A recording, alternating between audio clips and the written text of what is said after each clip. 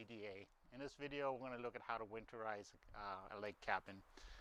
So we live in the beautiful inland Northwest. We get extreme temperatures. Sometimes we get down power lines, which prevents us from keeping the heat on during the heavy winter months. So we're going to go through some and show you some steps on how to winterize the cabin. The first step we're going to do is we're going to drain the water tank. Our first step is to go turn the power off. So let's go take a look at our breaker panel. Okay, so here we are in front of our breaker panel, which is outside, so it's easy to access. We'll open it up here, and we want to make sure we find the switch for the water heater, which is convenient enough because I just installed that this year, and it's the biggest one, the Doppler 60 amp one, so we'll flip that off. And it's a good idea to just tape it in case somebody else comes up here before you and accidentally turns on the power, because you do not want to have power on your water heater when it's drained from water. That would immediately damage it. So I'm going to put a nice little tape strip on here, and I'm going to put Winterize so we know that. Okay, so let's go inside. Water tank, I believe it's a 40-gallon water tank. So we're going to get all that water out. I haven't yet turned off the main water to the house. I'm going to just simply turn off the water to the tank here. This one has two valves, one for cold water intake and the hot water out. It's easy to know which one is which. This one's actually hot, so we're just going to turn this off here while we're draining it. That way we can still keep the water on in the house in case we need to wash our hands or flush the toilet. So we're going to do that later. So what we're going to do here is, you can see the little outlet out there in the bottom. We're going to hook up a hose to that, and we're just going to drain the water out from that. And we're not going to turn it on just yet, because I want to take before I open it up here, I'm going to take the other end of the hose outside, because otherwise we'd be draining water into the house. So let's follow this hose back out here. Okay, so here's the hose coming out of the house, and it's nice open ground here, so I'm leaving it as far away from the house as possible so that we can best drain the water. Okay, so let's go in and turn on the water. So now to open up for water, you just turn this thing here. I have to hold counter a little bit on the hose here. If water's not coming out, you need to make sure there's water. Open up the hot valve on your faucet, and if that doesn't work, there's a little valve here that you can open up. So when I push that, see, right now you hear it sucking in water, so that should leave now water flowing out of the. Let's go out and check it. Okay, so here we are outside. See, we got a good amount of water flowing out here. That's the way you want to look. And this is going to take a while, so we're going to just wait a bit till it stops flowing out here, and then we'll go to the next step. Okay, so while it was draining water, I filled up a couple of buckets of water. Might as well use that water for flushing the toilet while we're still working on it. I also filled up some water in the tanks for drinking water while we're still here. So let's go check and make sure it's all done draining. Okay, no more water coming out. So let's go turn off the water. And the water in the property has two valves, so an outside shut off. So to turn it off, turn it a quarter turn clockwise. So it's gonna make a little bit of a sound here, and that should have it turned off. Let's go check it. So while we're draining it, I'm going to leave the outside faucet on, because that's the lowest point in the water system. So we're going to go in here, and we're going to start draining the pipes. Okay, so to drain the pipes, we're going to use an air compressor. I've got a pretty heavy duty one here. You don't need that bigger one, but that's just what I have. And we're going to turn it on here and let it fill up with water, or fill up with air, sorry. Actually, I'm going to turn it off while I show something a little bit here.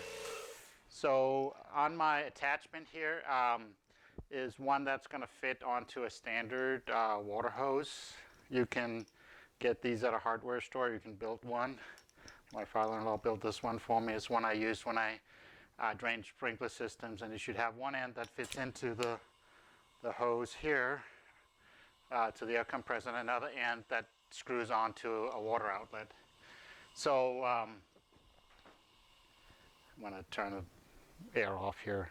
This is pretty noisy. So let me show you what we do with this. So we're going to go in, and I'm going to hook this up to the washer and dryer outlets. Those are just fairly easy to get to. If you have any other outlets, you can use those, but washer and dryer outlets are convenient to use.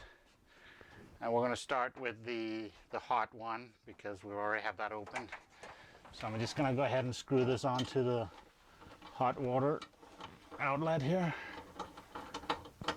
I'm not turning it on just yet because right now I'm going to fill up the tank with air. Okay, so we got the air compressor full now. It's up at 150 psi. Now before we turn on the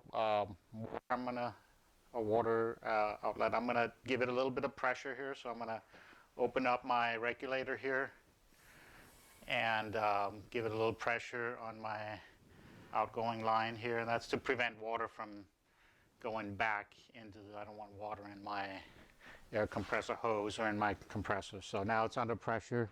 Now I can go in and open up the valve.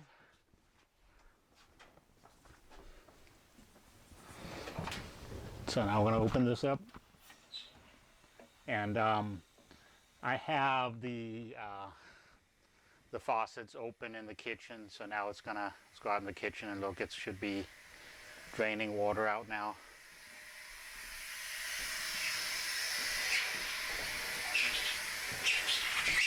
Not a whole lot of water coming out because we've already drained a lot of the water from the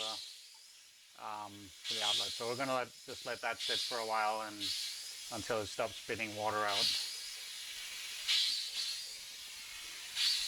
So a couple of other notes here. So I left the hose hooked up to the water heater because we're still going to get some backflow of water as we're draining the system. I've also so far left the valve to the water heater. That's the outgoing hot water. I'm going to turn that on in just a minute once we have drained everything else. And then we're going to start draining the cold water. Okay, this thing here is pretty much dry now. I don't really feel any water coming out. So we can now turn that off and start draining the cold water. Okay, I forgot to talk about the pressure here. You don't have to worry about how much pressure you put on. These pipes can handle much more pressure than this tank can give. So you can just turn it up full blast when you're draining. I'm going to turn it off now because I'm going to switch the lines over. So I'm going to turn this off here all the way. So now there's no pressure on the hose here. And now we're going to go in and we're going to switch it to the cold water line instead.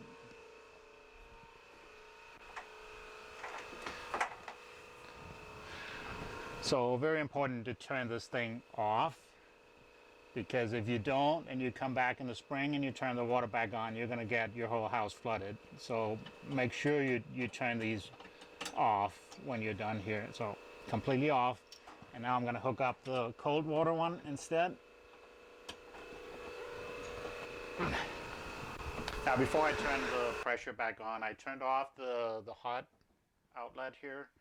And I'm going to turn the cold one on. I already have it on outside, so this is really not necessary, but it'll drain faster that way.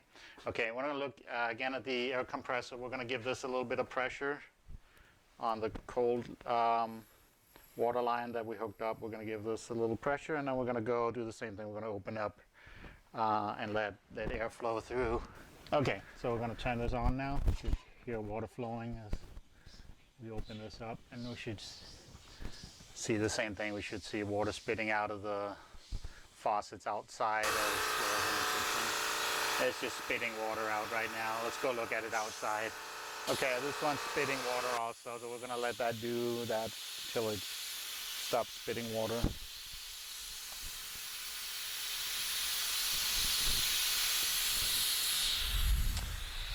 And we can check all the valves. There's also the shower we can open up, but there shouldn't be any really water coming out of that because that's a higher level. It might spit out a little bit of water, but nothing coming out there really. I'm just gonna turn that off.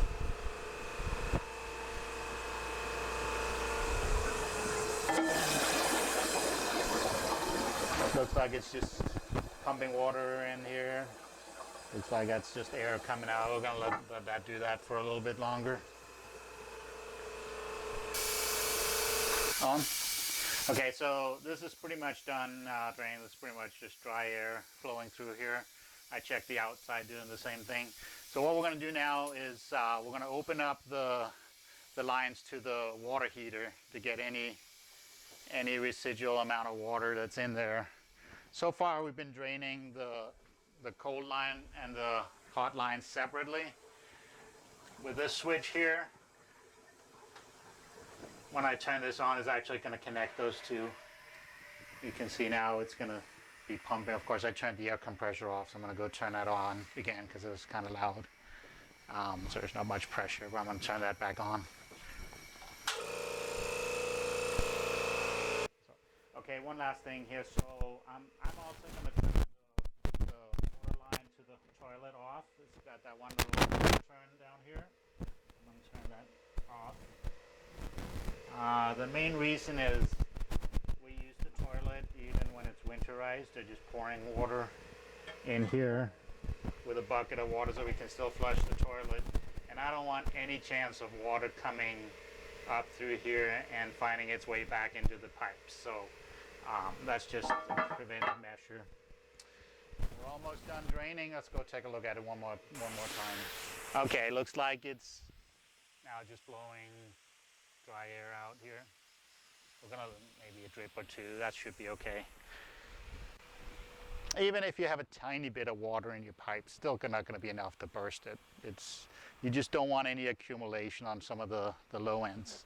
So one last thing I'm going to do is I'm going to turn off the inside shut off just as a safety precaution. So here we are underneath the house. Here's the water shut off, which I'm going to turn off now.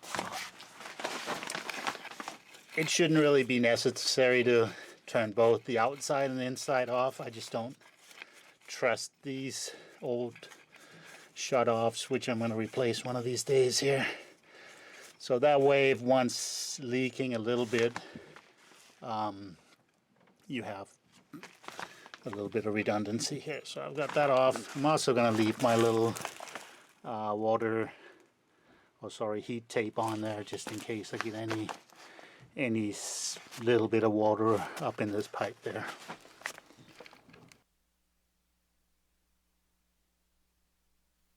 So we're going to go ahead and turn off now the hot water faucet here.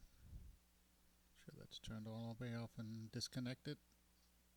Shouldn't be any pressure at this point.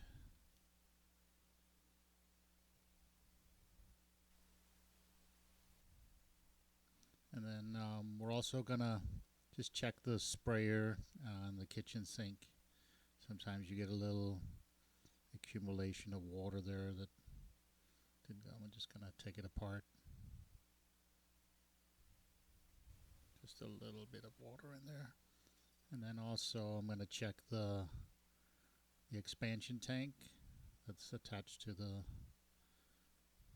hot water tank or the cold water intake. It doesn't look like there's any water in there, so it probably wasn't necessary. But just seeing the hose here, I just want to make sure there's no more water. I'm going to put a little towel underneath while I'm doing this, but it should be dry. Yep, nothing more water coming in. Make sure you close this, because if you don't, in the springtime when you start turning on the water, you're going to have water coming out of there, and you're going to flood your bathroom. You also in the house. So what I'm going to use a shop vac. You don't have to do that. You can, alternative to trying to get the water out is just pour a lot of it. You're just going to have to use more of it to make sure that there's no water in there. Even if water is mixed with a little bit of antifreeze, it should still not freeze. But up here, I'm just gonna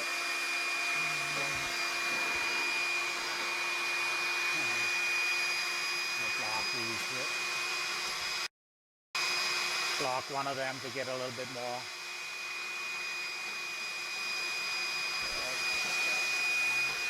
Oh.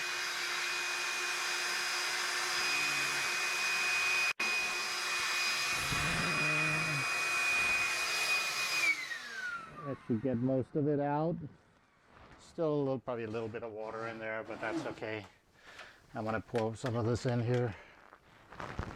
And just enough to make sure that there's no residual water in there. So that's all there is to it. And what I usually do is I put a little label on here to indicate that it's been winterized. We'll do that later. Okay, so we'll do the same thing in the bathroom, the shower. The washer dryer is not really necessary because that cooks to the same P-trap as the shower, so I don't really need to do anything with that. Okay, we're going to do the same thing here in the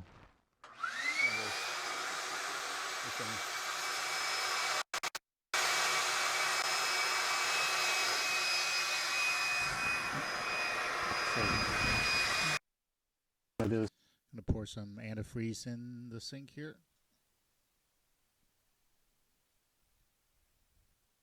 And then for the shower, it's a little bit hard to get the water out of that P-trap there, so I'm just going to pour plenty of antifreeze in there. Try not to spill too much on the grout there. Okay, so I'm going to flush a whole bucket of water in to get plenty of clean water in there. Flush a whole bucket of clean water through the toilet just to get any dirty water pushed away before I and before I suck that out, I'm gonna make sure we empty this tank. There's actually not a whole lot of water there because we just flushed the toilet, so there's just a little bit in there. I'm gonna suck that out real quick here.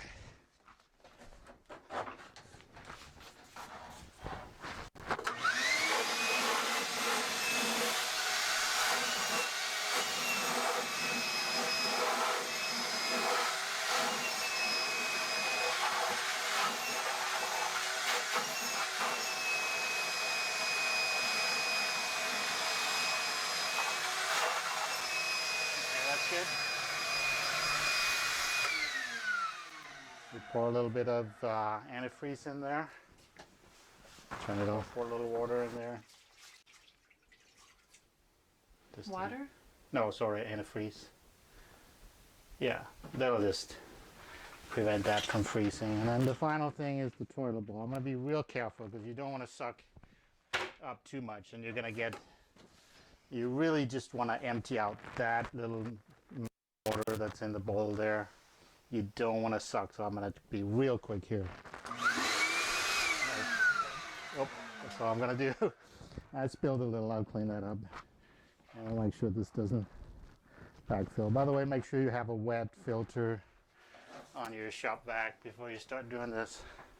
So that's pretty much it. Now we're going to put a little, make sure this doesn't go out here, so I'll pour plenty of antifreeze in here.